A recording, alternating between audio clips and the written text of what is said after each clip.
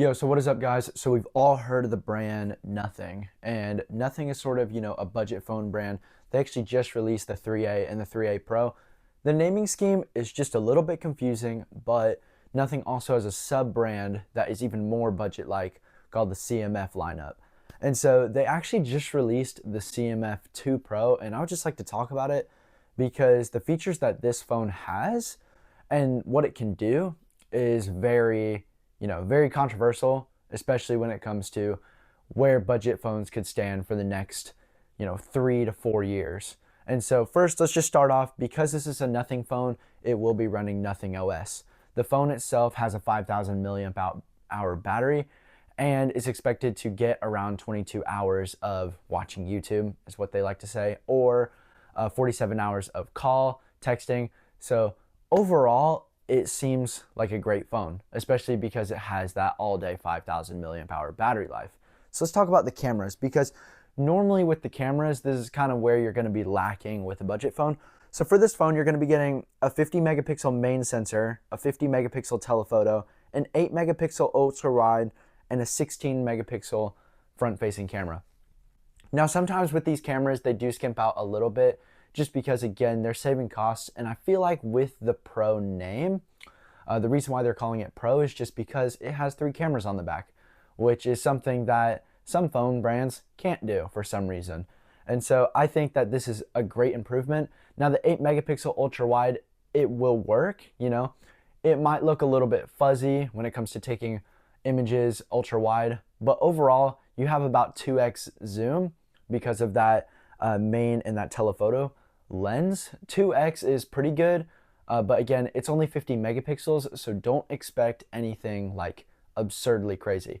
16 megapixels for a front-facing camera is amazing when making TikToks or just chatting with people via video chat. Let's talk about the chip, because that's the other thing that really, makes a budget phone different. So this is actually rocking a MediaTek Dimensity 7300 Pro. And so actually what this can probably be compared to is a Snapdragon 8. And I'll actually throw down the specs down here. But most people have been comparing this to a Snapdragon 8 from 5 years ago.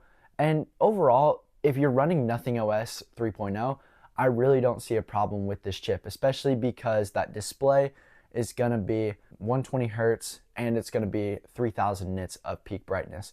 It is an AMOLED display, so it will look a lot better than an LCD. Of course, the phone itself has a corner-to-corner display. It does not have that weird, chin on the bottom because they're folding over something. Nope. It has a complete corner-to-corner display. So that's pretty neat. Hole punch camera just like normal. So because this is a Nothing phone, the Nothing phone itself has this new, I guess you could call it internal space, where it's basically just like their version of implementing AI into the phone. Basically, this has an onboard memory and it's able to pull up, say, you want to add this to your essential space. What it'll do is you hit the button and it will sort of like copy it over to your essential space. And you can sort of remember it and different things like that, and you can easily come back to it.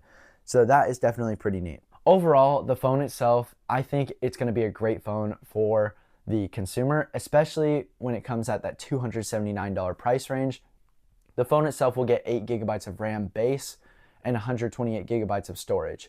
I believe there is a way to upgrade it to 256 and 512 gigs, but overall, if you're buying a budget phone, you're just buying a phone that works, and I believe that this phone is capable of working, especially from the 3A and the 3A Pro reviews. The 3A is like $359 and the 3A Pro is like $429. And so the fact that this phone has 3 cameras and it's only $279 is pretty neat. I will mention that the build quality will be a little bit cheap just because it's going to be a mix of kind of like aluminum and plastic. Some of the accessories, as you saw from the CMF phone 2, are going to be unsupported for this phone. It's actually going to be the wallet, and I think the lanyard is actually still going to be supported for this phone. But I know for sure that it's the wallet, and it's just because Nothing has added this like magnetic backing on the phone that will actually allow you to sort of add more customization to it. The phone itself does not support wireless charging, but it can charge up to 65 watts. What does that mean? Well, So there's this magnetic back that you can actually throw on the back of the phone. The phone itself, you have a wallet that they made a new wallet that will hook onto that magnetic back. The wallet can also be used as a kickstand. I've heard a lot of reviewers say that this magnetic back is actually kind of stronger than MagSafe. It's a little bit interesting that nothing just didn't throw the magnets in the phone itself. But you know, it's whatever. I mean, I definitely think it does kind of defeat the purpose of the awesome colors, because you're gonna have mint green, white, black, and this weird like two-tone orange where it's like it's matte orange on the top and then sort of like a glossy, you know, finish on the bottom.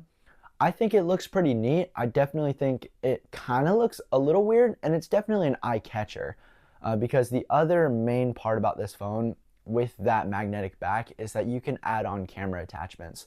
And we have seen people, you know, 3D print different camera mods for the phone itself, especially the Nothing phone or the CMF phone too.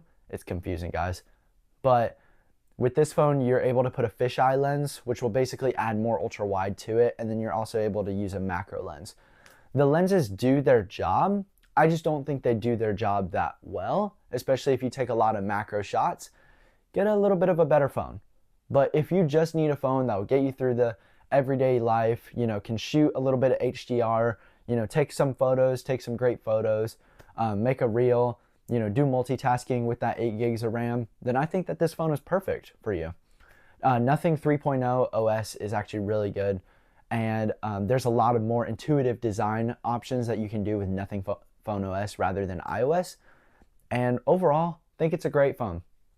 But let me know what you guys think about this phone. Definitely smash that like button and hit that subscribe button.